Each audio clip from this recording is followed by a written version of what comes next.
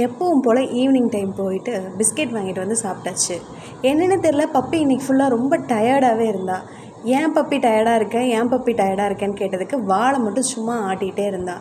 எதனாலன்னு பார்த்தீங்கன்னா ஒன்றும் இல்லைங்க, அவளுக்கு காது வலி இருந்துகிட்டே இருக்குது. நான் என்னென்னமோ பண்ணி பார்த்துட்டேன், ஹாஸ்பிட்டல்ஸ்லாம் கூட்டிகிட்டு போய் பார்த்துட்டேன். இருந்தாலும் அந்த காது வலி மட்டும் சரியாக மாட்டேனுது. காதுக்குள்ளேருந்து தனித்தனியாக வடிஞ்சிட்டே இருக்குது. இவள் காலை வச்சு அந்த காதை வந்து சொரிஞ்சிக்கிட்டே இருக்கிறதுனால எச்சா வந்து அவனால் வலி தாங்க முடியாமல் ரொம்ப டயர்டாகவே படுத்துட்ருக்கா. ஒருத்தர் பக்கத்தில் வந்து உட்காந்து தடவி கொடுத்துட்டு இருந்தால் அவளுக்கு ரொம்ப சந்தோஷமாக இருக்குது போல். பாருங்களேன், குழந்த மாதிரி கையை கொடுத்துட்டு என்னை தடவை சொல்லிவிட்டு என் கையை அப்படியே எடுத்து அவள் தலை மேலே வைக்கிற அளவுக்கு தடவி கொடுத்துட்டே இருக்கணும்னு சொல்லிகிட்டே இருப்பாள். நீங்களே பாருங்களேன்.